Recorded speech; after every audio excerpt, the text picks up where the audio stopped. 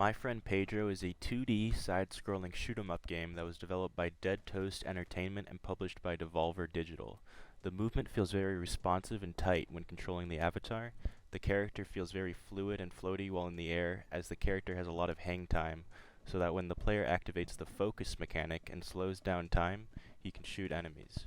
Gravity feels very floaty while in the air, and players can accelerate their momentum depending on their movement. In the player's movement, they must interact with the environment, such as when wall jumping, swinging from ropes, and other interactions that feel tight and responsive with the hitboxes and collisions. The hitboxes and their collisions are also very precise, as they have to be for all the individual bullets that you have to shoot, with the enemy's head hitboxes having their own hitbox that deals more damage. It's important for this game for the hitboxes to be as precise as they are, since the player also will have to time their dodges to avoid enemy fire. The environment, including the floor, walls, and objects, also all have very precise hitboxes, as seen when the bullets hit them, as well as when enemies and players interact with them. There are polish elements that overall give the game a fast-paced, intense action feel, as you can see your score when you kill an enemy, with the player being rewarded for killing them in interesting ways. The game also rewards the player for playing quickly, as you can rack up a combo for killing enemies in quick succession, as well as timing the player for how quick they can get through the level, for a letter grade at the end, giving them feedback for how well they did, and incentivizing them to play in a fast-paced manner.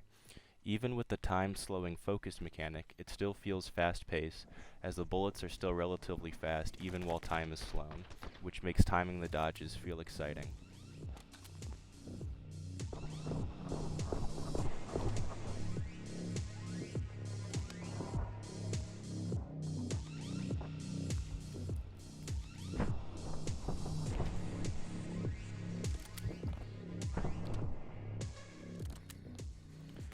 The level design supports the game feel by giving lots of obstacles to navigate so that they can make full use of the movement mechanics.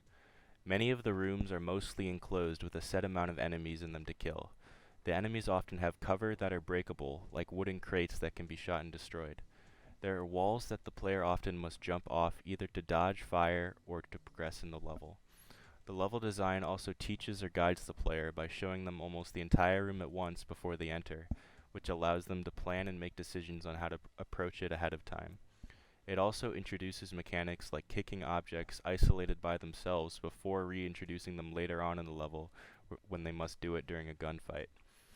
The levels generally have a linear flow where the player must go from left to right, making it fairly easy to follow, as I was only ever really confused on where to go a couple of times, and most of the time I didn't even have to think about it. The use of doors are often the sign for where to go, as when you see a door at the end of the room, the player knows that that's where they have to go.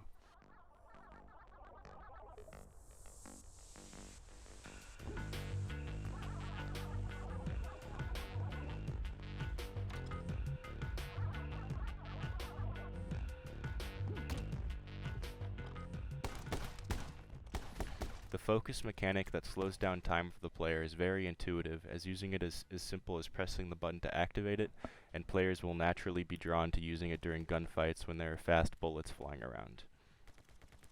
The pacing of the levels usually start off slow-paced and easy, with the game introducing a new mechanic such as the kicking objects mechanic.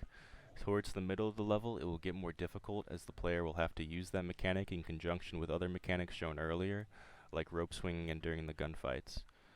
It will then progressively get harder towards the end of the level.